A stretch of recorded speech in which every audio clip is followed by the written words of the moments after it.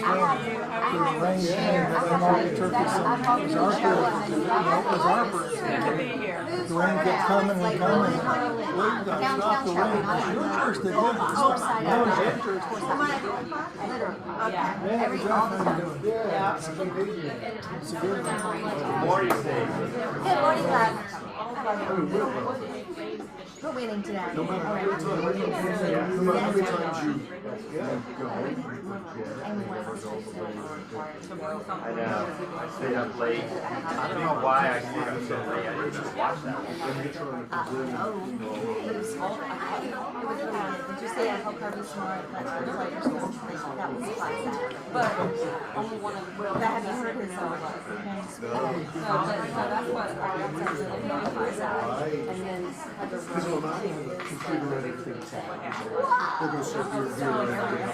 took your spot for you too. I sit here. It was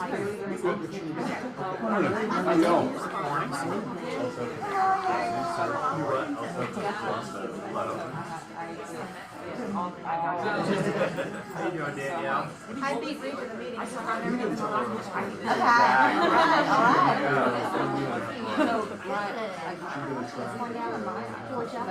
So in California, especially as a concrete jungle, I know, when I first moved there, and the first rain, my uncle called me and goes, hey, be careful out there today. I'm like, rain is a big deal. He goes, that whole time that we had no rain, all that oil was in the freeway. And then it just, what's that? You were betting that it was going to be good? No, it's like not good. We're good. all of a sudden, she was floating. Mr. Keller. Mr. Keller, something good. Wave of water. Don't worry about it. Let's go get started. Even the beach is flooded. Yeah. That water runs down here. Hey, Jimmy. Is there a Zoom link? Is there a Zoom link? It's on quantraining.com. Thank you. Hi guys, somebody give me some good news. Dogs want 65 to 7. I think it's 70. 68. 65 to 7. 68? 65? 65? 65. I was telling my grandson it was 70. I said, I don't think it was. It's popular 70. I said, okay. All right, whatever. Who watched the game last night? Did you like the game? I like that it was such a pull ahead that I could go to sleep at a reasonable hour. I like that. Right. I go to sleep early. Good morning. I like going to sleep early. I don't know what time I sleep. I didn't watch the whole thing. I didn't watch it. So it was an amazing game. But this is my opinion. I'm not a particular football all the time, but the real game was last week. Yes. Y'all agree with that? I was Yeah, that was the real game. Because now the one last night was the one that you want to take home. I get that, you know what I mean? But what a game last week was also. And Jordan pulled out the last second. All right, guys. Congratulations, Bulldogs. You can have one bark for the Bulldogs right now. Go. One bark for the Bulldogs. That go right there. That wasn't a game, that was a slaughter. My nephew Greg told me, he said, well, Pop, TCU is going to give them a run for the money. I said, really? He said, oh, yeah. So he texted me this morning, he says, looks like TCU got shut up. I said, no, TCU showed up. They showed up against a dynasty that came with their A game. You y'all agree? They really did. But anyway, guys, TCU is a wonderful program, and I'm proud of what they're trying to share. All right, okay, any other things anybody wants to share this morning? Good morning, sir. How are you? Anybody? This office always brings the A game.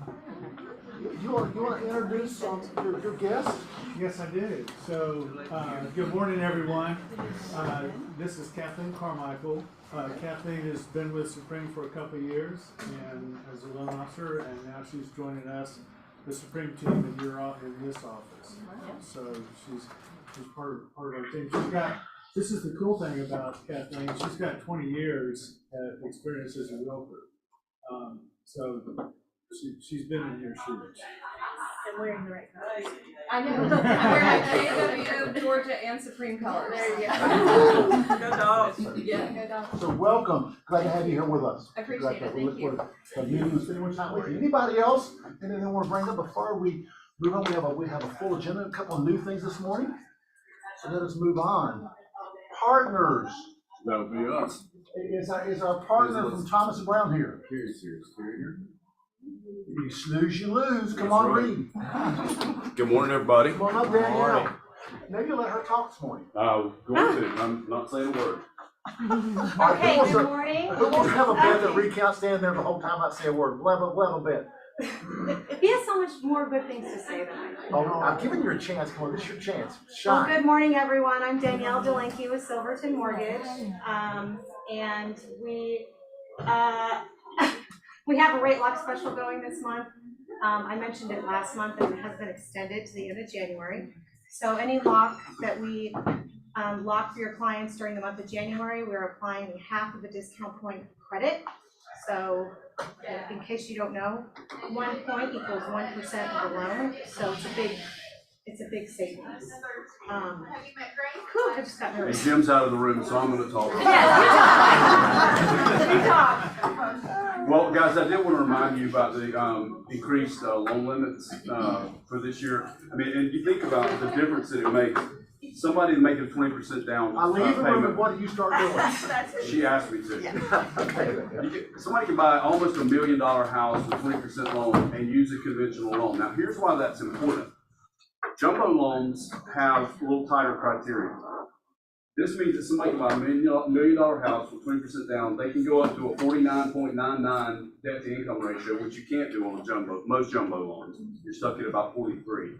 You can go down to a lower credit score with a conventional loan. That's a big deal. I mean, there's a lot of reasons why this matters. Somebody can buy a I gotta check my math, $765,000 house with 5% down and use a conventional loan. So, and I know you guys already know this. I just wanted to remind you, there's a lot of people who may think they're gonna have trouble getting financing. That's not the case. People said that for years, mortgage availability. I can promise you guys, and I've said this before, there's plenty of people who are getting home financing that you would not loan your own money to because of their financial situation. So people can get loans. They really can. I just want you to be encouraged on that. So you talked about the half a point purchase special. Yeah. Yeah, and I also wanted to just let everyone know that interest rates are hovering right around 6%, depending on if someone wants to buy the rate down or not. So just Hovering at 6%. about 6. Yeah, At 6, not 5, 9, Hovering 6, around. Hovering around. Hovering, yeah, so I got 5.99 yesterday, and it was costing him, I think it was a little bit less than a point. So it's not pretty good.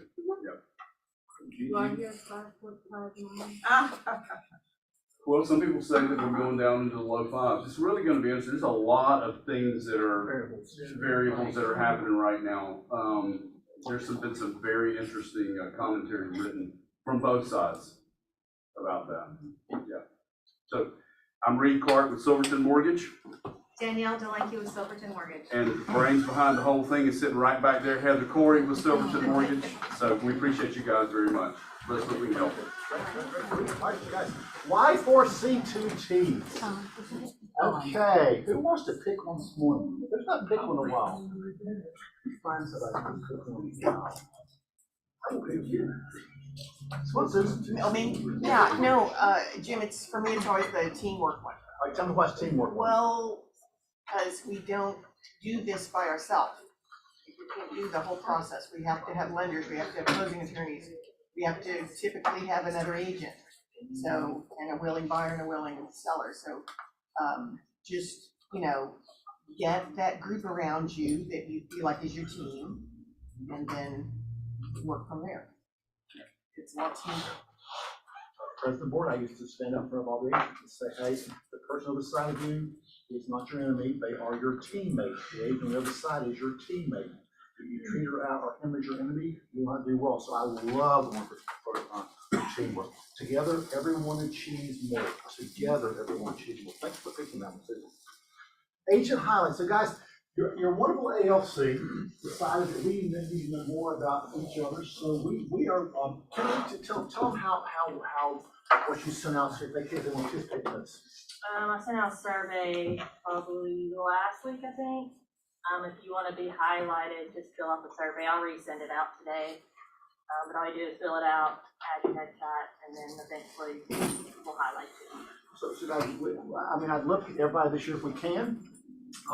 So we're going to do our best to highlight a newer agent and a more experienced agent, or it could be two, it depends what's up that week. But here's the highlight, which I've not seen yet. This is Kimberly doing this. Let's give Kimberly a hand. Yes, Kimberly. Okay, this is Jennifer Caroline Derrick, and she was previous occupation. She was online marketing manager at Home Depot. I did not know that about her. And she chose KD for its training. She has been in the business for 17 years. Congratulations, Jennifer. That's great news. I didn't know she was at Home Depot. That's great. Jennifer was raised in East Cobb and a Pope High School graduate. So she is an East Cobb girl. Way to go, Jennifer. That's great news, guys. This is good stuff, Kimberly. Way to go. And then Michelle Myers. Is Michelle here by chance? Michelle Myers, previous occupation, office space sales, chose KW for its training. 1 year in real estate. Michelle is from South Africa. So welcome, Michelle Myers. Glad to have you on our team. Do y'all like this? Yeah. Yes. Good, great. So guys, we're going to try to do this every single week. All right, Cameron's going to do every single week. And she just keeps smiling and doing what we ask her to do, which is great, guys. So this is our agent highlight for the week. I love it, Kimberly. Career night, you want to talk about that? Yeah, if you have anybody that is thinking about getting in real estate and wants to kind of find out what that means and how to do that, we're having a career night on Wednesday this week from 5 o'clock to 6 o'clock. So anybody that you talk to that's thinking about it, maybe hasn't fully decided on it yet, it's a great introduction to find out really what the deal is in real estate, right? It's not HGTV, it's actually a little bit of work. So we'll go over that and then show them how they could get licensed through KW University and K-Score. So please refer anybody you can, okay? Thank you, Rob, guys. That's a good information. Rocket Book Club. I think this is you too, Rob. Oh, back up. All right, I didn't go to the gym this morning, so getting up and down is good. Every Wednesday morning at 8 o'clock, I'm doing Rockets Book Club. You don't know Rocket, what that is, that's my nickname. So call it Rockets Book Club. We're doing the One Thing book. It's a half hour. This week we're going over chapter 5 and 6. And it is not just for agents in our office. It's for agents that you co-op with. It's for small business owners that you have. Great story around this is that got a friend of mine that owns a pest control company. So his wife comes on every week and participates in everything. And one of our agents is getting a quote from them to possibly do some work with them. So it's a great opportunity to, you small business owners that you work with, they're all by themselves, right? The people that plug in our office, right, and are here and work every day, they seem to do better because they've got a little crowd around them. And if you're in your house, in your bonus room and everything, and it's just you, that gets lonely. Right, so small business owners, it's awesome for them to come. Think about your chiropractor, your dentist, or whatever. It's early, half hour, and it's a lot of fun. Good, thank you for doing that. That's great. Command Happy Hour, guys. Always remind you about this. If you're not using Command regularly, guys, you're losing because it's such an incredible tool. I didn't start off that way, but that certainly has evolved. And Kevin says that it pretty well works for everything right now, including Teams. But guys, if you have never turned Command on, you're like, what do I do, Jim? Jump on this on Thursday, January 12th. Kevin is the sweetest, nicest guy, understands all of Command very, very well, and he gives us his time to do that. So thank you, Kevin. Again, this Thursday from 5 to 6, and it is via Zoom. Get the link from where? It'll be emailed and texted out. Great, email and text out, okay? All right, guys, I want you to put your eyes over just for 1 minute, okay?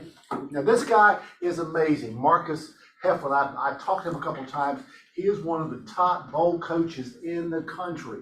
Guys, he is going to be coming here. We'll be able to secure him on January the 12th for free first step of bowl. Now guys, if you've been to bowl in the past and you go, Jim, that's old, doesn't work. Well, you're wrong. It does. It works very, very well. There's some people that go there 4 and 5 times. But I would ask you to just come, sit there that morning, listen to Marcus, and if he gives you something that makes sense to you, then sign up for bowl. If he does not, come and listen to one of the finest coaches in the country tell you how he was able to get a whole bunch of leads within 1 hour by texting them this message that he's going to share with you guys. So please put that on your calendar. If you want to come, if you'll email me, I will sign you up, or you can jump online. There's several places where you have to sign up. But that's January the 12th at what time?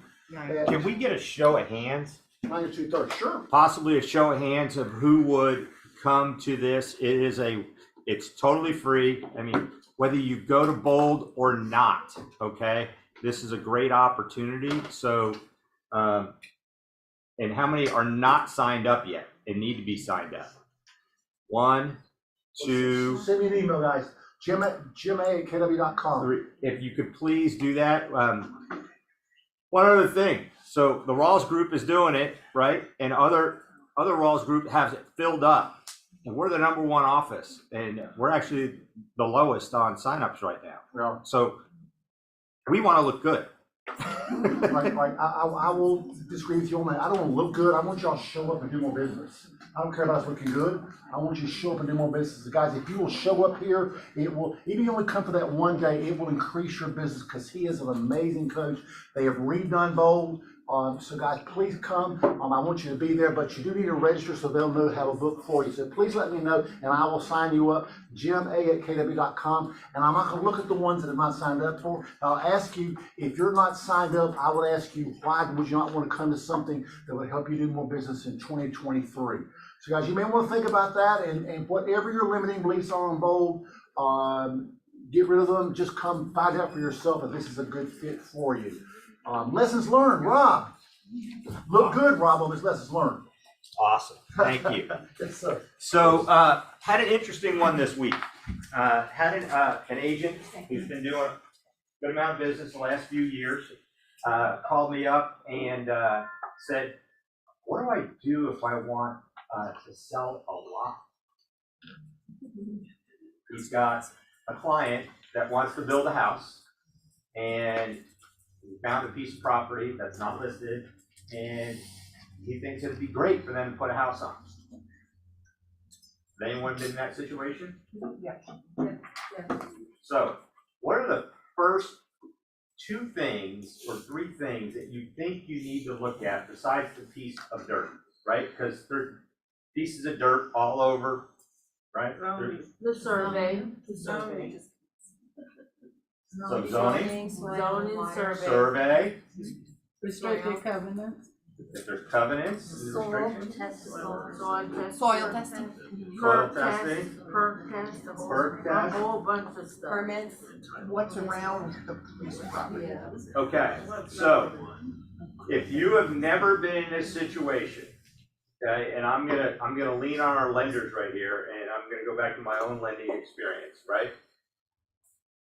It's easy to do, but it's not easy to do, right? So if you find a piece of land, let's say it's out in the Canton area, right, and there's nothing around it, right, but it's right off the street, okay? The first things that I think of initially is, how are you gonna buy that property, right? Are you buying it with cash?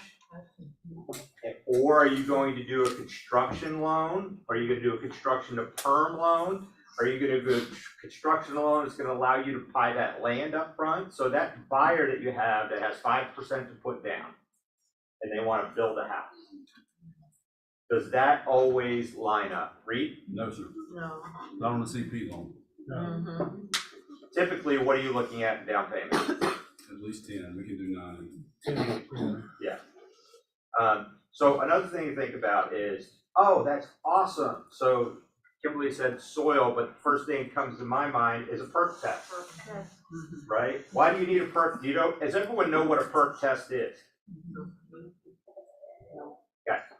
So you have to perk the land to find out where your septic tank could go if you can't plug in to a sewer, right? A public sewer. A lot of areas, if they're more rural, there's not a sewer line going down the street, right? So you have to put a septic field in. Well, if you've got a 1 acre piece of land and you got this one great spot where you want to put your house, and you write a contract and they buy that land, and then they get the perk test and find out, I wanted the house here, but here's where the septic tank has to go. Then all of a sudden, there's not a lot of flat lots in Georgia. And all of a sudden, you're like, where am I gonna put the house down? You already have it. So I was able to tell him, let's back up a second. First, find out about financing, if they can even do this. And second, find out what is going on with that land, right, with the city, right? What services are there? If it's down a rural road, if there might not be water. Why isn't there a house on it already? Okay? So lesson learned is, sounds great, but you need to ask a lot of questions. Okay? Wow. Because it reminds me of going to your dermatologist and say, you know, say my ankle's broken. Well, I don't know how to fix ankles, but let me see if I can find a book and fix your ankle. That's what y'all are doing when you try to do some type of real estate. You have no idea what you're doing. Because all you see is, gee, it's $20,000 in commission. But it doesn't close, how much money do you get? Got to refer to the people that know what to do. Now, if you want to learn to be great, is that what's best for your client? All right, come on up here. I don't really have anything to say, Jim, so I'm gonna make it real quick. Carrie just wanted me to come up here. She was at the ALC retreat for, I believe, the Woodstock offices in Brasstown Valley today, so that's why she's not here. She tried to tell me something, but I couldn't hear her real good this morning on the phone about what I was supposed to announce. But I know, Kimberly, one of them was, she said she's getting with you on the classes that we'll offer each month, the CE classes that Cheryl teaches. You guys are all familiar with that, and she'll get I'm sure Kimberly will send out a new schedule of those for the upcoming month. And those are always well attended. But other than that, I know, I don't know if you've spoken this morning, Jim, about family reunion or not, but we will be out there again. I will not be, Mark and Carrie will be, and maybe one other attorney. But we'll have you'll get information about another get together that we'll have out there. Where's it, LA? Anaheim, okay. But we'll get all that to you, and all you guys are welcome to come. We look forward to seeing that's turned into a good event. So there'll be a combination of 3 offices actually that will be there. So all of you come, and I think that's all I have. Unless somebody has something for me, but you can always come downstairs because I'm there. So thank you guys for everything. Y'all are wonderful. Thank you for being a great closing tree for us, Ron. You're always closing for you. I know that. Great. Right. That sounds good. All right, guys. So when I got here it's been in April, it'll be 12 years ago when I got here. Can y'all believe 12 years ago? It's going by quickly. When I got here, I heard about this guy named Kit Cummings. I thought, who the heck is that? He's going to call you. I think I was reading about him. He's going to call you. I said, really? What's he going to call me for? Well, you should be a team leader for a minute. I went, okay. He got a little more I respect. But he does prison ministries, and I thought, why did he do that for? And so you may never know in this. Exactly right. So guys, so we got to be just overnight, not only close friends but just brothers. In a lot of areas. So Kid is out there doing things that no one else wants to do. So every time he comes, he blesses us. So I said, Kid, come bless us. We'll fill the room this morning. So I'm gonna quit talking. You got your cane there, Kid? Always. What's that on your hat? I can't tell. That's what I'm Kid. Come on, buddy. His wife is the co-team leader in the Dunwoody office, Terry. So that's right. Good to see you. We're glad to have you, buddy. You gotta give me a hug first. Oh, we gotta do it, buddy. As always. Good to see you. It's always full of dogs, right?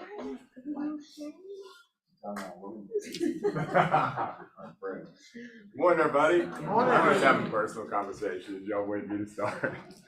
Y'all scared me. I came walking in. I thought I was early, and I'm like, oh no, I thought it started. Yeah, so I'm glad. Thanks for having me. We like to scare you, that makes me happy. That's good. Thanks for having me back.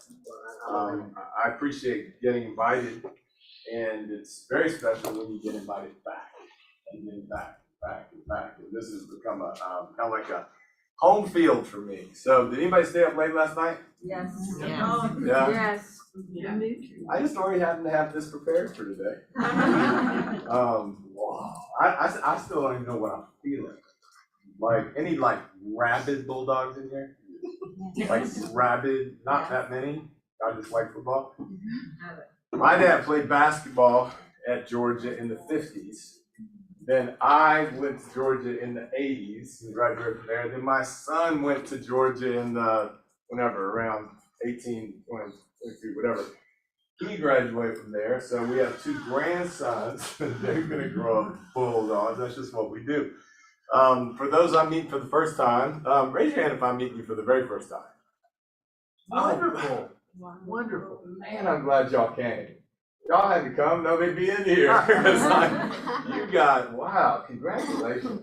I mean, this is very, I'm very encouraged, and I love Keller Williams. And guys, a lot of offices are dead right now. There's nothing going on in the office. I haven't done team meetings yet, so we just, that's just not what we do. Yeah, and you know, God bless all of them, and all of y'all, anybody that's in this battle, you know what I'm saying? But yeah, to have a full room, and day after last night when everybody was up late, so I'm grateful for those. I guess it is good to meet you for a lot of y'all, but this is my partner. What's his name? Roots. Roots. And why is his name Roots? Who's he named after? My friend. This is, I'm not going to tell you the whole story today, but basically this represents to me potential, just pure potential. And it reminds me that anything is possible. I don't know if you believe that. We say it. I absolutely believe it. I've seen things that I can't explain, things that are wildly beyond what I asked for or imagined. And the reason he represents this, and I call him he's my partner. If you see me preaching at a church, Roots will be with me. You see me out of school, like I'll be this afternoon over at the Alternative School of Marietta, I have Roots with me. If I'm in front of one of my teams, I love working with student athletes, Roots is with me. If I'm in a prison, you better believe it. You know the way I get this joker into prisons? You just put a little rubber tip on the end, and it makes it a cane. They can't keep it out. And it's also, if you're really late for a flight, it's a good way to be. I'm just kidding. I did it once. I feel bad. I'm gonna confess it. I did. I walked up like this, and I was just lying. Anyway, yeah. So it's really for the kids and also for my beautiful brothers and sisters behind the wire. They changed my life. I hold him up. And I say, what's his name? And they yell, Roots. And I say, what's he mean? And they yell, potential. Somebody define potential. Anybody? That you have the ability to do. Say again, say opportunity. Okay, what else? Capacity. Capacity, good word. Say again. Possibility. Possibility. Energy. Strong energy. Say again. Hope. Right. Is it positive or negative? Positive. Why? But the word's not positive or negative. Potential is just what hasn't become yet. That's what it is. It's out there in front of us. It's this mysterious world of could be's. You know, we get to decide how I'm going to walk into this new year. I mean, it's perfect for that. But really, it's what I believe to be true about the next minute, the next hour, the next day, the next week, month, year. It's potential that hadn't been written yet. Let's call it a business plan. Business plan is pure potential, right? Have you looked at it? Like really looked at it since you turned it in? Anybody want to confess? I used to do that because they made me do it. Now, when he said that I was a team leader, that's being very generous. I was not. I was a guy that y'all thought you could bring in and inspire the troops without knowing anything about real estate. So it wasn't really that long of a ride. But it did allow me to get to really know the Keller Williams family. And my wife, as Jim said, is a a team leader over at the Dunwoody office, and she's been around y'all forever, so I'm part of the fam. So, do you have any control over what happens this year in this market? Yeah. Oh, yeah, absolutely. Do you feel that? Somebody say no, tell me why. Come on, that's good, that's good. So, half of y'all said no, so we don't have any control over this market, explain. We can't control interest rates, inventory, the demand. Okay, and then we don't have to keep, there's certain things about this that I absolutely cannot control. Cannot control the weather, cannot control you. Cannot control what the market does, what the feds do, what the inventory is, all that. What can you control about this year? Mindset. Your reaction, your mindset, what else? Your activities. Your activities, right?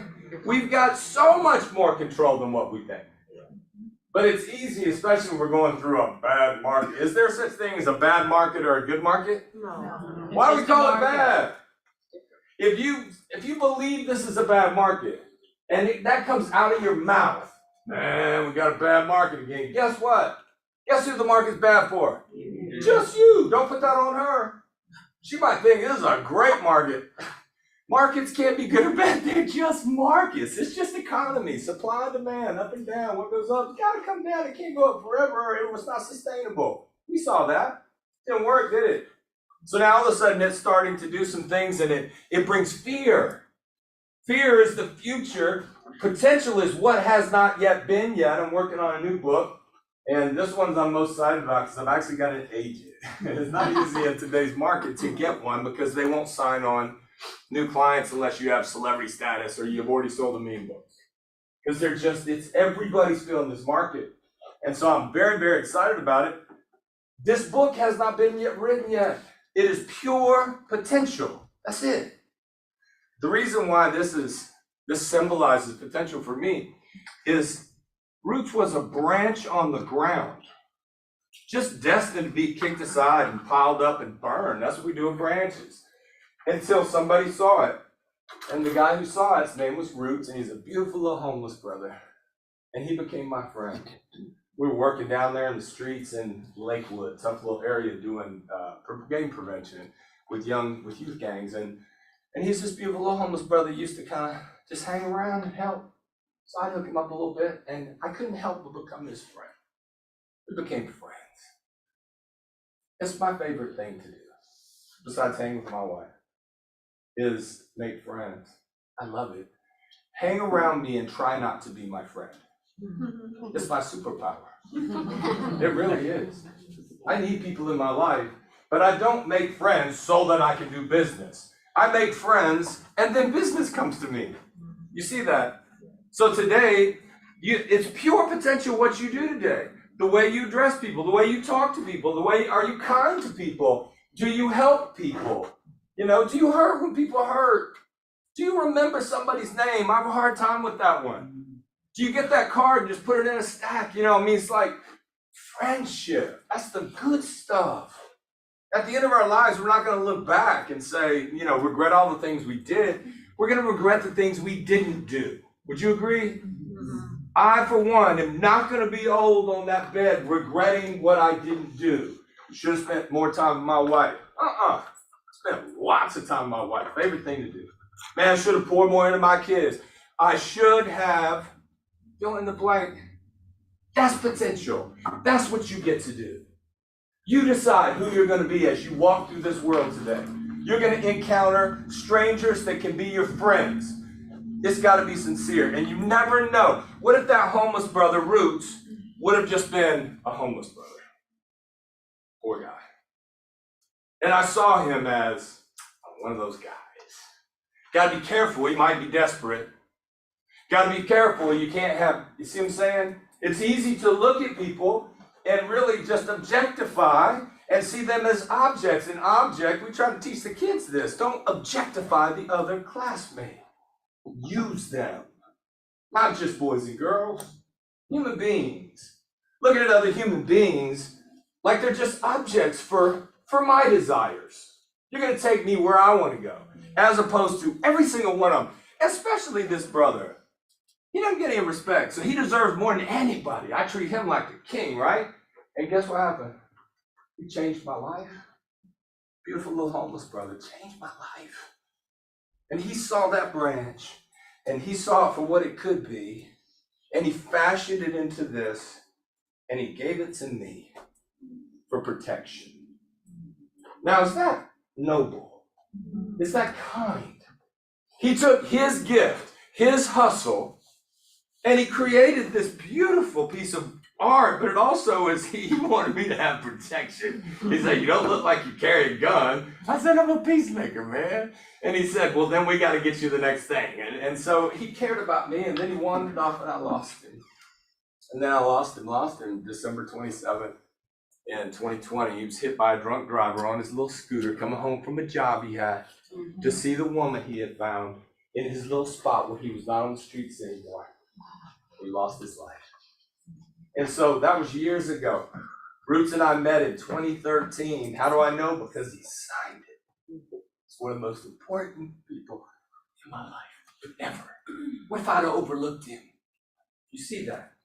Today, you're going to meet people. You get to. All over the place. Are you just going to kind of walk by them because you're so busy and you're in your head worried about things you cannot control? Are you going to stop and see a human being? Not as someone to do business with, but a human being. You be that person, you be that person. And you won't be able to handle the business. You see what I'm saying? You believe me? Yeah, this year is pure potential. So, last night was crazy. Just didn't make any sense to me. It was like they were in a flow that has never been done before. It's the worst, most lopsided score in the history of bowl games. All bowl games who have ever been played, much less a national championship. I looked at it and just thought, these players are in a zone. You know how one player gets in a zone? Last night we saw a whole team get into a zone. They were so together. They were in the same energy, the same vibe. Everybody was at peak performance. They punted the ball once. I wish we hadn't done that. They scored on every possession. And this kid shocked the world again. How in the world does he keep doing it? Nobody believed in this kid. And I know everybody's talking about him today. He's the most talked about person in America today. And nobody saw him coming. If we can't relate to that, come on, man. They'll have to make a Disney movie about this kid. Then you know I'm right? If there's anything that he believes about God, if he says this was a God thing, they will make a faith-based movie about it. Period, point blank. Because he did something that nobody's ever seen. He walked on to Georgia, and they wouldn't give him a scholarship. And so he had to go to a little JUCO school, a junior college in Mississippi, so he could play the game he loved. Now, after he couldn't make it to Georgia and he goes to Mississippi, what would you have done next? Let's just be honest. Would have been your next move? I don't know, never been in that position. Yeah, you do. It's exactly what you're doing right now. What would you have done? He got down there and worked on his craft, threw a million footballs. You can throw it if you do it that many times. And then he came back to Georgia. Would you gone back to the place that disrespected you like that? No, this is an age of transfer portals. I'll go somewhere where I'd be appreciated. And I hate Georgia. He loved Georgia. When he was 4, he told his parents, I'm going to play for the Georgia Bulldogs. 4! You're not big enough. You're not strong enough. You can't even see over the line of scrimmage, dude. Pick another sport. No, I love what I do. So he comes back to Georgia. He earns a scholarship. So at least they gave him a scholarship. He was number 4 on the depth chart behind 5 stars. 5 stars is the highest. All right. Elite quarterbacks. 2 of them ahead of him. What would you have done? Transfer portal. I go somewhere where I can start. He didn't. Why? He loves Georgia. Are you feeling me? Yeah. This is big deal if you let it sink in. It's not just sports. This is about character. This is about heart. This is about drive. This is about knock me down and I get back up 10 times out of 10. Now that sucks. That's my gift. When you knock me down, I get back up. In order to exercise my gift, I have to be what? Knocked down. So I get knocked down a lot so I can exercise my gift. You give me that kid, he's gonna have some people wanting to hire him. But now they're saying there's no way he'll make it in the NFL. What do you think Stetson's thinking today? You still doubting me. You know what I love about him, among other things? What's that? Chip. What's that mean? Like to put Somebody said chip. a chip on your shoulder. Yeah. What does it mean if you say, you got a chip on your shoulder? That's angry. It's the odds. It's like, all right, I like people like that. Because they don't believe what the haters are saying about them. As a matter of fact, it drives them. I got a chip on my shoulder back. See, I was the wildest guy to become a preacher. Shocked the world. Everybody was trying to draft me as a preacher. But I fell in love with God. And this was when I was 25 years old. Okay, so I'm 58. And I just fell in love. And when I fall in love, I'm all in. You know what I'm saying? And so I did that like I do everything else. I did drugs like that, did drinking like that, did crazy, all kind of stuff, you know what I'm saying, corporate meetings like that. So why would I not do my relationship with him like that? And I appreciate the fact that Keller Williams is a spiritual company, but I respect whatever your faith tradition is. I absolutely respect it. Whatever you believe about this source, this force, this God, which has a lot of baggage in that little 3-letter word, this supernatural, intelligent, creative, all-powerful, all-knowing, all-present, all-loving creator created this whole universe. And for the rest of this little thing, I'm going to use that word. And it's not because I'm afraid to use the word God. No, God just has so much baggage. It could be anything to everybody. Higher power, whatever I respect, however you want to go on that. That's sacred. How in the world would I get involved in trying to tell you what to believe about the most important thing of all time? Is where do we all come from? Okay? That's on you, whatever you think that is. But whatever that is, created things the way they are. This universe that has universal laws and principles in play. Always. You can trust them. Light always moves at 186,000 miles per second. Always. The whole universe relies on it. Gravity is always just perfect. I don't float off the ground and I'm not crushed into it. It's perfect. There's universal laws and principles that if you get to know them, if you learn how to play the game, which is Einstein was chasing this. I love Uncle Albert. He said either everything's a miracle or nothing is. I choose the former.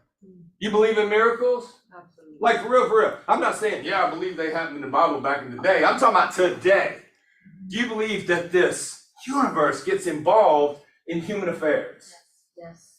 Do you believe the Creator's personal or general? Uncle Albert said the most important question you can ask today, any of us can ask today, do I live in a hostile or a friendly universe? Why did he, one of the most brilliant men that we've ever seen on the planet, say that the most important, okay, whenever somebody says, this is the most important thing, listen, he says, ask yourself this, do you believe you live in a hostile universe? If you do, fear everything. Or do you believe you live in a friendly universe? Trust everything. Which one? Which one are most people living in today? Fear. It's a fearful universe. It's ferocious. I'm the next one to go down. It's like, look around and see how he created everything. The book says that. If we didn't even have any kind of divine scriptures from different faith traditions, we still have enough by looking around at the way things were created. Einstein said, I want to know God's thoughts. The rest are just details. He was chasing God. He wasn't even a scientist, and he rocked the scientific world with his theories that turned out to be true. They're still proving him true. He's been gone a long time. He did his work in the early 1900s, and there's mathematicians are still going, dadgummit, he was right again. And he did it all with his imagination. He said imagination is more important than knowledge. Did you hear that? How are you going to use your imagination today? Uncle Albert would say it's the most precious resource you have. I'm going to drop something on you. All right. So I was coaching somebody and they said, man, I'm so disconnected with myself and with, you ever feel that way? Disconnected. Like last night, the dogs were completely connected. They would have just squashed anybody last night. They were in a magical zone. Whether they knew it or not, they got in line. Everything lined up and everything pretty much went perfect. That's this zone, right? So this person's saying, how do you get connected again when you're disconnected from the source and from yourself? It's when the ideas aren't coming. Physically, you just feel clumsy. Emotionally, you're giving in to fear and anxiety and depression. God bless anybody that's been there. I have been there deep dark when I was at my worst. How do you get connected again? I'm going to give you some principles about how I did, because I felt hard. And after a 15-year career in the ministry, and I did really well, my churches grew. At one point, I was in charge of about 5,000 people as a young man who was wild. Okay, it's not like I was this spiritual guy being groomed for ministry my whole life. I was this wild man, fell in love with God, gave it all to him. And so wife, kids, home, congregation, reputation, all of that stuff, the right title, the right degree, all of that stuff. What do you do when all your dreams come true and it ain't enough? All I want to do is preach. And I got to do it at a pretty high level. I got to travel, went places, put me on a pedestal. Turned out not be a great thing for me. And it's tough. Pray for your pastor. It's heavy. And so I got to the end of it and I was tired and worn out and burnt out, and I walked away from it and went into a storm. Storms come. Life doesn't make an appointment and it doesn't ask permission. It just shows up. People are born, people pass, people are married, some divorce. People come, people go. Money's good, it goes away. Health, sickness, life shows up. It showed up hard in my life. You reap what you sow. So I felt hard. It was a public fall from grace. After tearing up some stuff and losing almost everything, I began to put it back together. But I had a chip on my shoulder now. You know what drove me? I'll show y'all. Because I felt like the church was judging me and slandering me and gossiping about me and talking about me. You're not paranoid if everybody really is talking about you. I was reading stuff about me going, that doesn't look good. You know, it was one of those days. And so it was what it was. So I said, all right, I'll show you. All right, when I get into that kind of energy, I'll show you. Tell me I can't do it. Is there anybody in here that's like that? I didn't say wannabes. Anybody in that space right now? They're telling you what the market is, what it's going to be, what kind of volume you can do. If you just read all the stuff and listen to the talking heads and listen to all the chatter in the water cooler, why even show up and play? It doesn't make any sense. But if I believe in potential, and I believe that anything is possible, and I start to learn the way this thing operates, maybe I can manage it. And maybe I've got more control than I knew I had. Maybe I can go on a ride. See, I wish I could, if you ever wanted to, man, on my Facebook, my life is wide open. But my cover photos, I've got literally, I don't know, a couple thousand probably on there. And they're crowds and crowds of people. And we're all with roots. They're kids, and there's convicts, and there's old people, and young people, and black people, and white people, and brown people, and Islam, and Christianity, and Judaism. It just, I mean, it's like this journey. And it's been the time of my life. It's been challenging. How many of y'all have come up with a sophisticated excuse why you can't have the year of your lives? A sophisticated excuse, one that sounds good, you pull out when you need it. I had that. My old man, he made me this way. Well, I gotta be an alcoholic. It's been 17 years. I ain't thirsty today. I ain't ashamed of it either. I respect anybody who keeps their business to themselves. God did not make me that way. He did not. He said, you're a knucklehead, but I love you. Now go tell everybody. You know, so that's what I'm doing. That chip in my shoulder has driven me. Here's the deal, and I'm going to give you just some things to consider and borrow if you would like. Okay? I was all out of dreams. I look back and I just saw wreckage. And like, where do you go from there? My dreams came true, and then my nightmares came true. And now all of a sudden I'm sober, but I'm miserable. You know, I mean, drinking was my best friend, and now all of a sudden he's gone too, and I'm all by myself, and God sent me an angel. Her name's Terry. That's when everything started to come together. And then I'd like to say, and it's been clear sailing ever since. It hasn't been. And I brought a whole lot of baggage in, and so did she, and I had a whole lot of wreckage and shame and stuff to deal with from the past. I bet nobody in here has done it like me, but I guarantee you've been through some things. You got some scars, and now you bring all of that into your business, and now it's a new year. Does it still feel like a new year, or are we back in the grind? It's been 10 days. New Year's resolutions, whatever. It's like, we are back in the grind. Another month, another year, another market, another deal. You know what I'm saying? So I began to believe in miracles. And I put together a process. And this was my process was, how do I build a relationship with this power when all my best moves ended in failure? What did I do? There was no book for that. I didn't have anybody. I was just like, gotta put it back together. And in 2013, I released a book, and it was all about prayer. And I didn't sit down to write a book on prayer. There's enough of them out there, and I certainly don't need to be the one that's coming up with new ideas about prayer.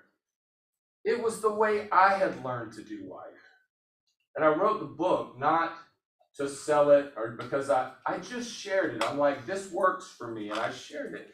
And it's this, just this little book. I always have one. For the last 10 years, this is how I've been doing my life. I'm gonna let you peek. You don't get to look very close. These are my dreams and desires.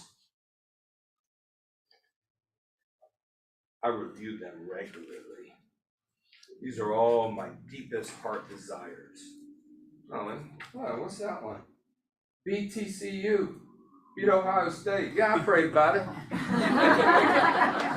Lord, I know you might not care about football, but I do, and you care about me. That's about how it went. I'm at the Peach Bowl with my wife. She surprised me, became wife of the year, because she so tricked me. We always do this thing, I don't know if you play, but I'll go to her and I'll say, baby, no presents this year, just the kids, you know? Okay, and I fool her every time. You know what I'm saying? I always break her. And so this year is going to be the same way, but I got her something really special. I got her really cool. And something I knew she really wanted. And so I just heard her say it in passing one time. She didn't know I heard it. I'm like, and so I went ahead and did it. And so she comes to me on Christmas Eve and said, let's give our presents to each other tonight. And I went, what present? You're not supposed to be getting I already got mine hidden, right? And she said, you know, I broke the rules. And so she said, I tell you what, whoever gets the best present, the other one has to do whatever they say. And that was our little bet. And so I said, bet. And I went, and it was time, just me and her, kids are already gone. And so I give her her gift, and she opens it. She loves it. She puts it on. And I'm like, what you got? And she brings in this big box, and I'm like, you give me a toaster? I mean, it's like a big box. I'm like, what is this? It's light. I'm like, uh-huh. And so I open it, and I pick up this piece of paper, and she's got it really cool printed. And it's a Peach Bowl ticket and a great big steak. And I was like, what does that mean? It's like, yeah, I know, I'm fired up about the game too. And then I looked at it and I looked at her and I said, are you, and I realized she bought me tickets to the Peach Bowl. Us tickets, not me. Thanks, babe. Hey, buddy, you want to go? No, let me tell a different story. And so, and the steak was for Bones. Has anybody ever been to Bones? Oh my gosh. So we had Bones at 5 o'clock, and then she had reserved parking right by the Peachtree Plaza. So we walked through Centennial Park. We went in there and we sat on the Ohio State side. And I don't know. And then the row right behind us was the wall. All right, so we're as high up as you can get, -1. And so high that you can hardly see the screen. And I am so excited. I mean, it was just, and we had a little bundle of Bulldogs around us. And the Ohio State people were really cool. They weren't obnoxious or mean or anything. But they were kicking our butts all over the field. It was a crazy game. And so at the beginning of the fourth quarter, I said, baby, let's go explore. And so we left those, and the Bulldogs were like, don't leave now. I'm like, we gotta go. And so we go on down, and we go and we find this place which is standing room only, and all these Bulldogs by this little bar, and you could see the whole thing. Those have been at the Benz, and it was magical. When they lined up to kick the kick, I hit a knee and Troy God and everybody. I'm like, gotta do my thing. Woo! I left, and here we go. Do you believe that this universe conspires on your behalf? Yes. I know you do. Yes. And it's okay if you're like, I don't even really know what that means. The universe conspires on my behalf? How does that work? I believe with all my heart, the universe operates on desire. All right, the book says, delight yourself in me, and I will grant you the desires of your heart. That's a promise. All right. So that means my job is to delight myself. Well, I love having fun anyway. My wife she'll tell you I'm perpetually 12. I live in 1976, baby. And it's a joyful, childlike spirit that I don't produce. It just is what it is. I just get everything out of the way so the young guy can come out. I get to hang with young people all the time. It's fun. And so I started to believe that my desire is very powerful. And this super force, it works on my desires. Desires, are they positive or negative? It depends, doesn't it? A desire is a desire. Where does the desire start? Head or heart? This is an opinion. I mean, what's your opinion? Head or heart? Heart. Why do you say heart? Because your heart, everything flows. Okay, and who else? Cool.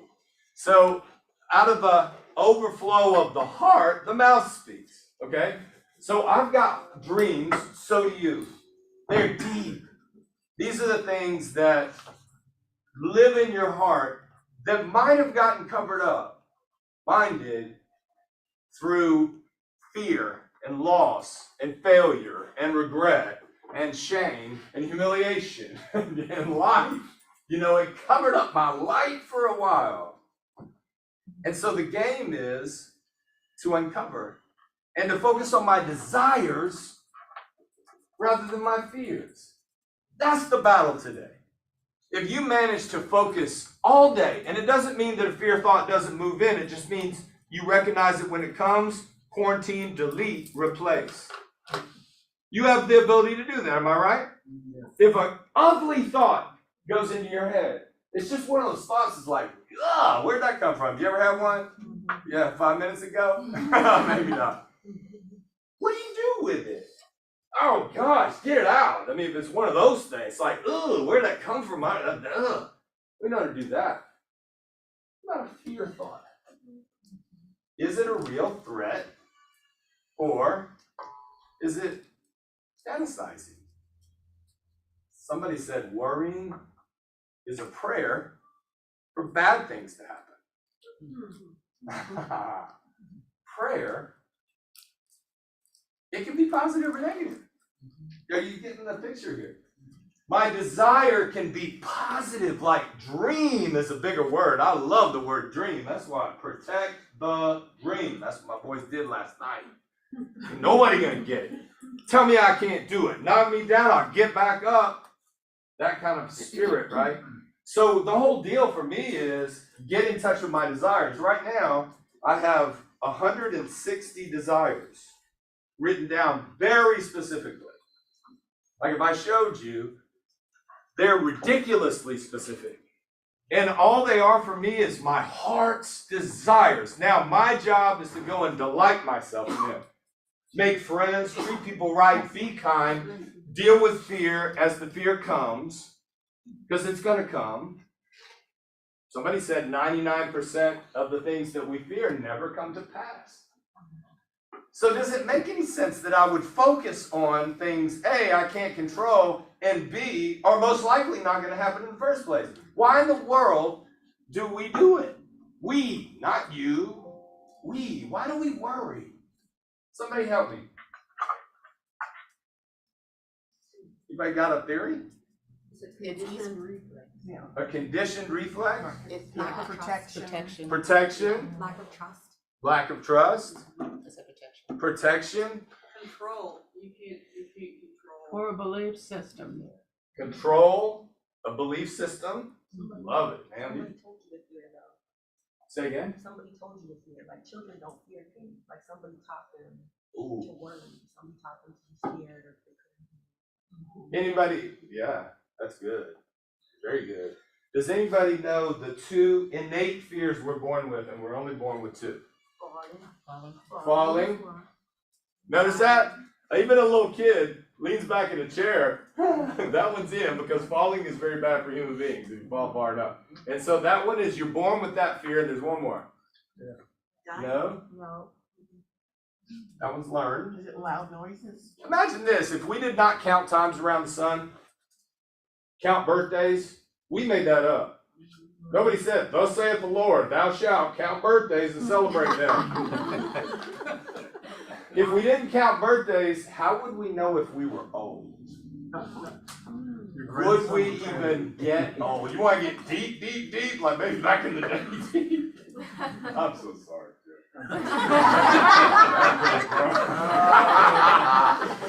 It's like, if we did it, I was smoking cigars from last night. You saw the players smoking cigars. So, if we didn't count birthdays, would we grow old? Interesting, isn't it? See, the body in the universe, it responds to my desires. Fear, dreams, either one. I called my brain Uncle G. I made a character of him several years ago. And the reason why is because I'm not him and he's not me. And that's an important thing. My liver does not talk to me all day long. Neither do my lungs or my pancreas or my kidneys or my skin. I'm not in conversation with the organs in my body, except for this one. The brain is an organ. Now check this. It is not created by our Creator to make you happy. That might be something you need to think about. The brain is not designed to make you happy. Happiness comes from another place. What's it designed to do? Keep you alive. Thank you. Who said that? Yes. That's it. Keep me alive. Okay. So the brain is supposed to see threats because I need to know. If there's a bad guy over here, I need to know. I know bad guys all day long, every day, but they're not bad. Just wounded, ill, a lot of that. And bad things. Some of them can even get better. Seen so many times. It's meant to keep me alive. But what if the brain has gotten used to seeing threats everywhere because I worry all the time? You know what worrying is a habit? If you don't get involved in the conversation, Uncle G will play the same tapes that he played yesterday, period. Worrying is a habit that must be broken. How do you break a habit? Get a new habit. Say again? Get a new habit. Practice, you've got to replace it, right? Takes about 30 days or so, supposedly, to get Uncle G's attention and say, my boss ain't giving this one up. And starts to take the new habit and turn that into a regular routine. When Uncle G puts it down in the subconscious, that's the game. You do the right thing long enough until Uncle G says, I got it, boss. And then this weird thing starts happening and you're in the market for a new car and you start to see them everywhere. You've experienced that phenomenon. You know why? Because Uncle G got the point. Your desire is the black Cadillac Escalade. They've been around you for years and you only see them if they're right beside you. All of a sudden the desire springs to life. Bing, this is what I want. And Uncle G goes, all right. And he starts pointing them out. He's the noticer. That's all he does. But if you're not getting involved in the conversation, you let him run the show. He's the original Google. That's why I call him Uncle G. He finds you whatever you want, but he ain't gonna judge. If I put the word babe in Google and push search, what's gonna come back? Good things these days, right? But if I put one little change, babe Ruth, what's it gonna bring me? Baseball and candy bar. That's it. Nothing filthy. The quality of the question is what dictates the quality of the information that comes back. All right? Ask the right questions, you get the right answers, break a habit. All right, so worrying is the habit, and you've been practicing it for a long time, and so have I. I slip into it just like you do. I don't want to live there. I want to recognize that I'm the observer of Uncle G, right? He's also the original GPS. What does the GPS do? Takes me to my destination without me even having to worry about it. Why in the world did I put it on this morning? I've been here a million times and I went to Walton High School. I still did it. I like her talking to me. I like not having to pay attention. I like knowing the minute I'm going to get here. That makes sense? What are dreams? Destinations? Goals with deadlines? A dream is a heart wish. It's something that I want to do, be, have, invent, discover, recreate. Anything. It's my wildest desires, right? Those are my dreams. That's why I write them down and look at them frequently. Why do I look at them frequently? Reassess. Say again? To reassess. Reassess? Say again? Remind. I want Uncle G to know what my desires are. If I cram myself with my dreams and desires, worry has no place to hide. And when he does show up, I just quarantine, delete the imposter, replace with my dream. It's like putting a Quan in my GPS. It just knows how to get there. You don't care how it works. I know there's 2,000, literally 2,000 satellites that orbit the Earth. I don't know how they do what they do. They just do. I trust it. The reason I write down my dreams is because I want my desires to be in front of me. Why do I review them every day? Because when my eyeballs see something I have written, not typed, you type yours if you want to. But what's the magic of writing? What do you It think? gives your brain time to absorb it. Good. What else? Visualize it. It's a visual. It is. We're actually making artwork. Kids aren't learning cursive anymore in school. They don't need it. They're not even writing much at all. Parts of their brains are not being developed whatsoever. I mean, technology's good, but I think it's weakening the brain. We don't have to remember phone numbers, addresses, people's names, nothing. We don't have to remember a lot anymore. We got technology to do it. That gives us more time to worry. Because we're not doing the basic things that the brain was designed to do. We're letting everything else that's getting as smart as we are to do it for us. What do I think that's going to do to my brain? It's going to scramble it. Too many bits of information, and all of a sudden, I don't know what to worry about first. Should I worry about the economy? Should I worry about the border? Should I worry about crime and violence in the streets? Should I worry about what's going to happen to my kids when they grow up? Should I worry? Pick one. Where are you going to start today? Why do I not write down all my worries and review them every day? Why would I not do that? What does Uncle G think I'm looking for? My worst fears and nightmares. So we would never write down the things we're worried about and review them every day, but I'm doing that mentally if I'm not in charge. Uncle G not supposed to run me. He's the original Google. Find me anything I want. He's the original GPS. Take me anywhere I want to go. And 3, he is the original gangster if you don't pay attention to him. He will run things. Why? He's created to keep me alive. If I'm checked out, he'll say, all right, boss, well, I'm just gonna look for threats all day long. Can't trust anybody. Watch out for everybody. Everybody's a threat. What are you gonna try and get over on me? Start imagining what life would be like if there was no money. You ever play that game? Uncle Albert said, imagination is more important than knowledge. So you think wasn't gonna get back to it, but I was in that coaching appointment. What do you do when you're disconnected? And I said, you're gonna be shocked by the answer that I'm about to give you. What would be some answers to that? How do you get connected when you're disconnected? Show up. Show up. Okay, you gotta keep suiting up, coming in. What else? Meditate. Meditate. Woo, that's an undervalued practice. What else? Talk about it. What do you do when you're disconnected? Say again? Talk about it. Talk about it. Good. Trusted friend, mentor, coach, whatever. Anybody else? Nice walk in the woods. Ooh, get by yourself. Walk in the woods. Remove distractions. Say again? Remove the distractions. Ooh, remove distractions. You guys are awesome. Here's what my advice was. I said, all right, here's what I want you to do. I want you to get in a very pleasing place, whatever that is for you. Person said, bath. I went, perfect. I want you to put some things in it that smell good. I want you to put some music that is your perfect song. Mine's Earth, Wind, and Fire, September. It tells you when I grew up. It's almost like I can't be in a bad mood when I'm listening to that song. There's something about it just. And so, use music. All right, so set the scene.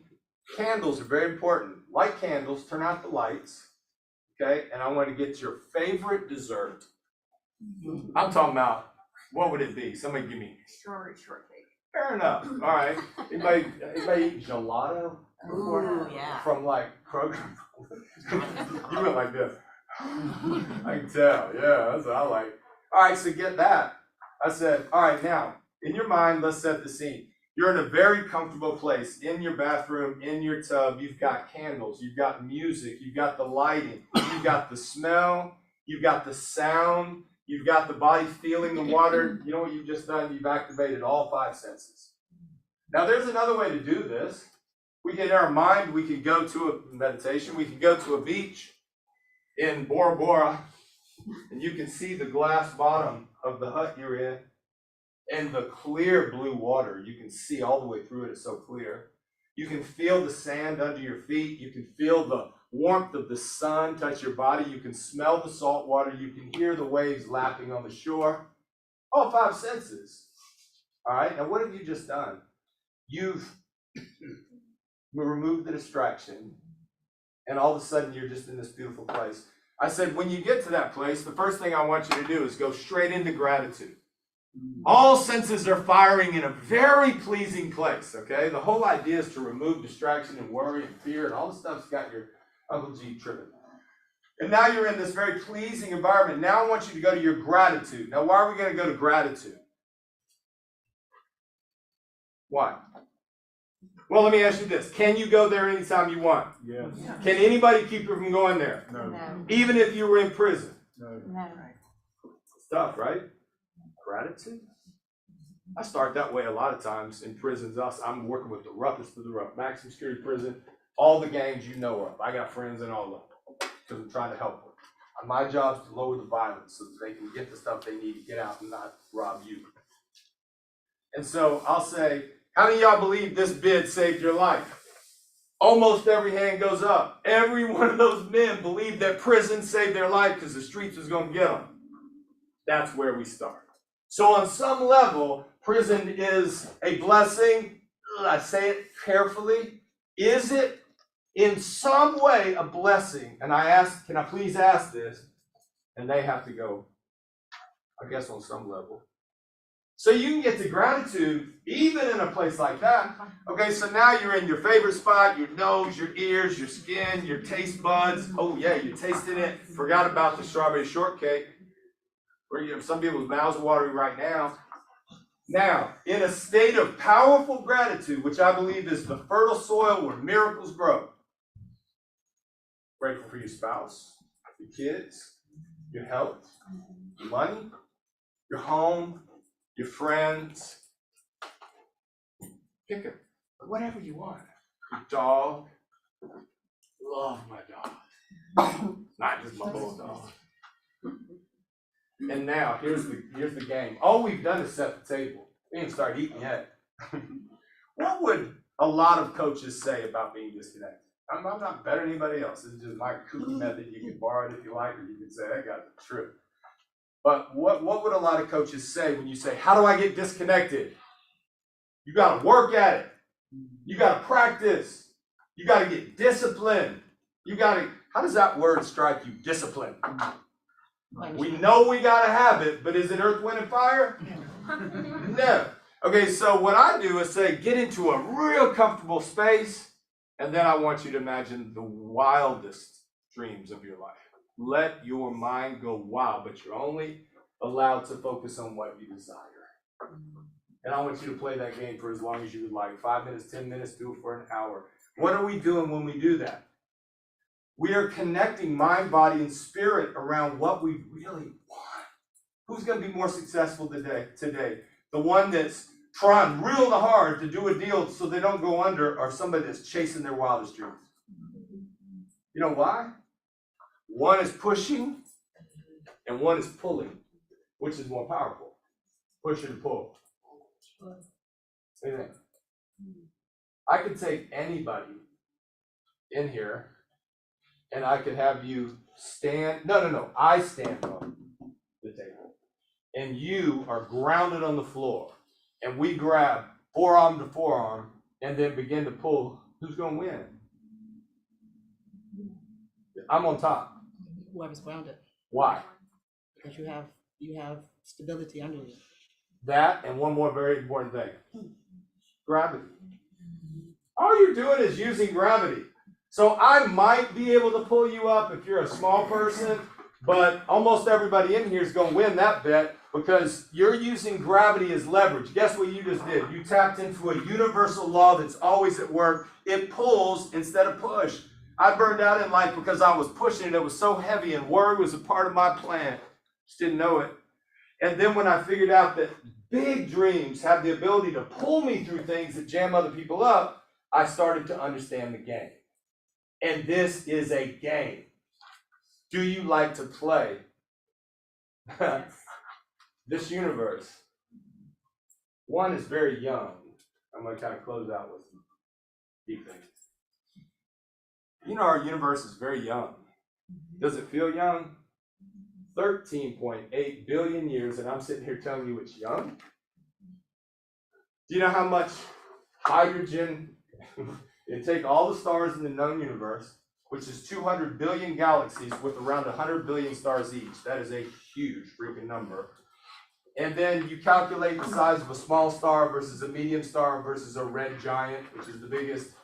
And then these smart people, they calculate how much fuel is in the universe. The universe is not eternal. It will end because it'll run out of hydrogen and there won't be anything else to make stars burn. And so guess how long that the experts are saying that our universe is going to live? 50 billion. Okay.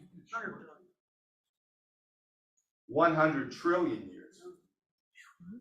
We are an infant universe. What do kids like to do? Play. What does the universe like to do? Play. You think the universe is masculine or feminine? Which one makes more sense? Birth, rebirth, nurture, protect. Let's just say it. Do you believe feminine, negative? I mean, masculine, feminine. The universe. I believe the universe is the feminine nature of our Creator, and it always bends toward love and life and light. You can trust its principles. It ain't something to fear. It's friendly. It's not ferocious and hostile. She conspires on my behalf. I hope I didn't offend anybody. Some of y'all are offended because everybody always calls him he. I feel you. This force is beyond gender. But it's a powerful force that bends toward love and life. And Dr. King said the moral arc of the universe is long, but it bends toward justice. He believed he lived in a very friendly universe. So I've gotten to a place in my career, my calling, where 100%, this is not an embellishment, you'll have to kill me to stop me. I will never do that. I love Keller, but I ain't being no team leader. That ain't what I'm called to do, it's what he's called to do. Can you love something that much? Only if you love people. You can't love a job that much. It's not in us to love a dollar that much. Only people. This is a people business. So what I say is, you want to get connected, focus on a huge dream, and take time every day to meditate on it. Make sense? And I'll close with this story about how the universe loves to play with you. And I love to play with it. I ask for signs, and then I go treasure hunt. It's fun. And don't get it wrong. Pain is a part of life. I have a lot of it. It doesn't steal my joy, but I don't want you to feel like, well, good for you. What world are you living in? It's painful. It's hard. Sometimes it's tough. But I'd rather be in the flow of something pulling me than pushing and pushing and pushing and counting birthdays and believing I've got to get old. Money flows to me frequently and easily. Remember when we said that? I used to say it all the time. And it didn't. Until I started trying to figure some of this stuff out. Okay, so last thing. So during the pandemic, we had this little beach house and down in Panama City. And it just kind of broken down, a little bitty thing. Supposed to be a rental, hardly anybody ever rented it. And then the pandemic came and we were all in quarantine and we had to stay in. So we're like, let's go down there. And so we went down there and we stayed in a couple weeks and we're like, this is horrible. We can't live like this. So we decided to renovate it, which we hadn't even. So then we had this wonderful project we did together. We started creating a building in quarantine. And we finished it and it was the coolest little spot. But what it did is it allowed me to, Karen and I to live down at the beach off and on for 6 months. I've never done that in my life. Go down 1 week a year, maybe 2. I developed a relationship with the ocean. I'd never done that before. And the beach became my sanctuary. And the reason why was I was going through one of the biggest trials of my life. And it comes through our children sometimes. Yeah, 20-somethings. I thought when we get to be empty nesters, man, this is easy sailing now. No, 20-something problems are bigger than teenage problems sometimes. And everybody was going through it, but my kids were in it, and I was scared to death. They're beautiful, they're awesome, they're both here in Atlanta. Everybody good, but it was a scary time. All I had was that beach, and I'd walk it for miles, and I'd cry out to God. I'm talking about stop us. And I'd ask for signs. Panama City Beach is not known for its shells. Shells are down the coast, and especially on the Atlantic side, there's just not a lot of shells. So if you're a shell hunter, then don't go to Panama City Beach. So my sign a lot of times was, you got to show me something. Help me find something that shows me that you got me on this thing. It was hard with somebody else going through it. I can take the pain. It's hard with somebody else going through it. So I'd walk, and then every now and then I'd find a shell, and I'd put it in my pocket, and I'd save it. I'm like, that's my sign for the day. You might think that's crazy, but I love to play. And so one day was the hardest day.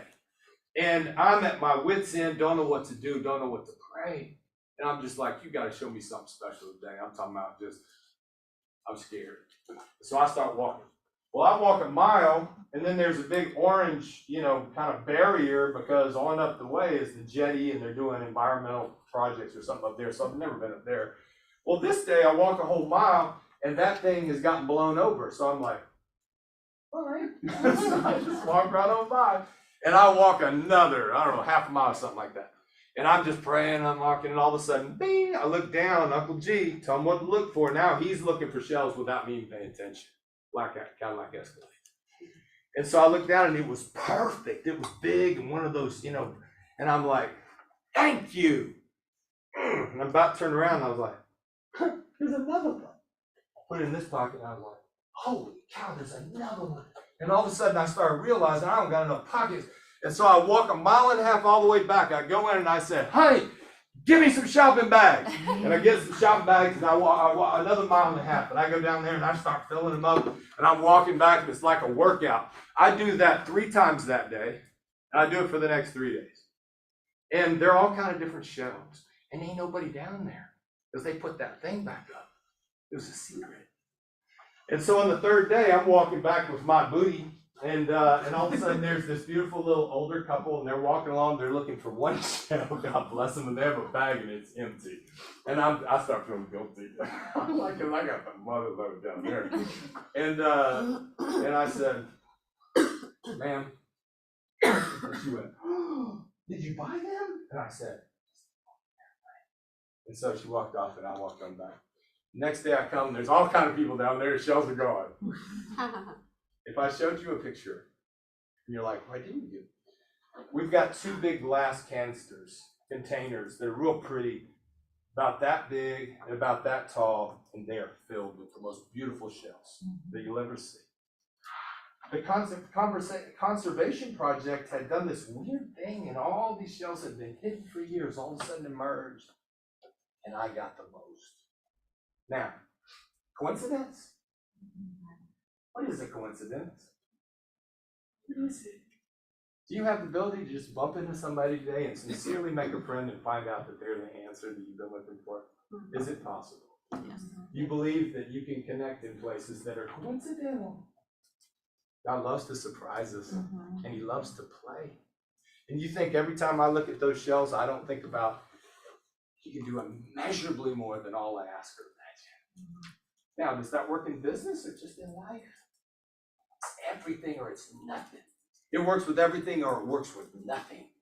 And all you got to do today is go out looking for shells. You decide what that shell is, and I'm going to ask you to stand, like my mom used to say when I was little, stand porter at the door of your mind and intercept thoughts that do not fit what you're chasing.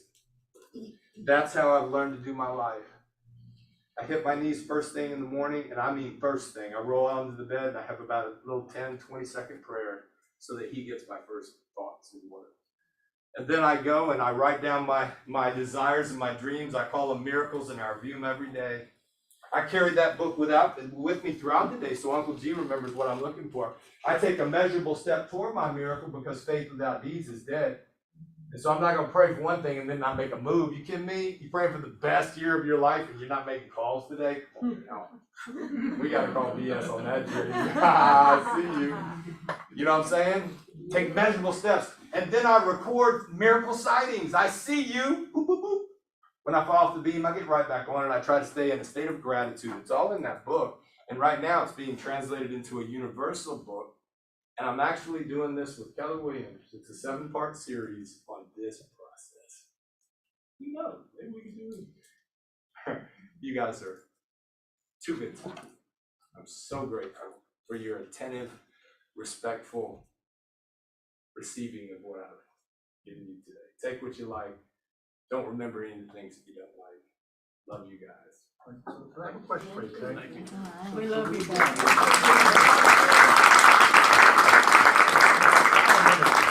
So we've been talking the past 6 months, and we've been very worried about this, talking about the good market that's going to happen this year. When I went to Keller, they know about this, International, Gary said, strap it down. Next 18 months are going to be rough. And I looked at Gary, I said, I don't accept that. I won't accept that. We're in Atlanta, Georgia, okay? So as you work with the worst of the worst, how do you get them to think differently, and how do you get them to start thinking possibilities? Because I would not buy what Gary, by the way, Gary's called for this downturn for how long? The last 7 years. They finally got it right.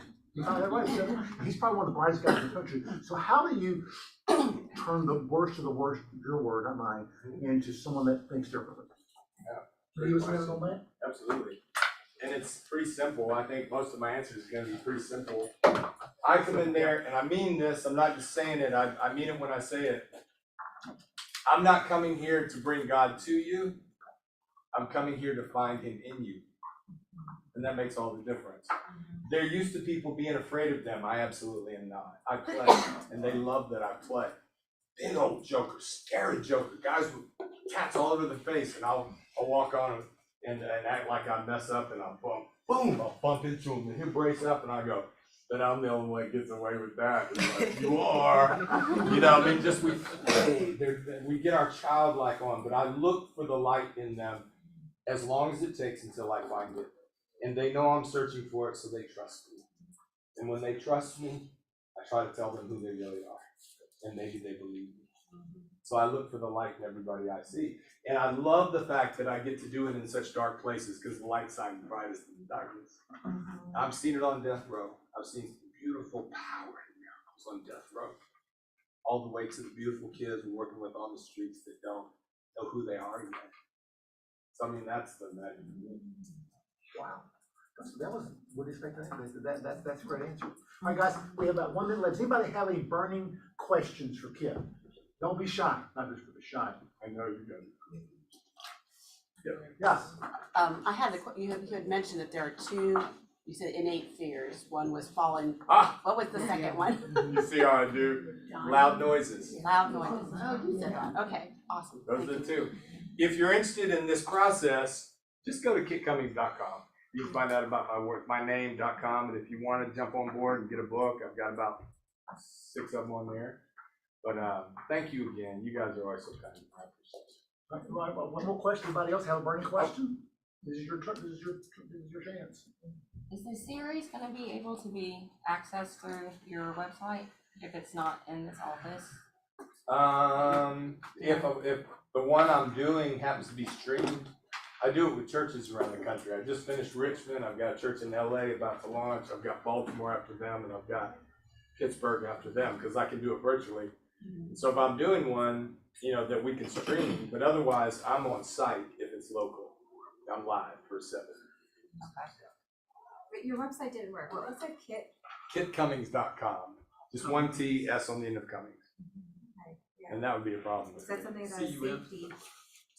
CUM. You got in there? INGS. kitcummings.com. This Sunday night at North Star Church in Kennesaw, we're having a big celebration. I think Jim's coming. I am not. Oh, I was thinking you were the ones that had. But anyway, it's about my organization, about the kids, as community leaders. It's gonna be a blast. But at 6 o'clock, it's Martin's birthday, and that's when we launched in 2011 on Dr. King's birthday. So 6 o'clock dinner. Bring a friend if you want. North Star Church in Kennesaw. Let's give him a big hand one more time. Kimberly, did you miss anything? Sign up the bowl, guys. It's a mindset to change the way you see things. It's a mindset. Sign up.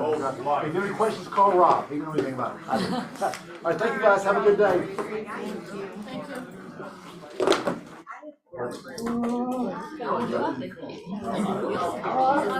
you.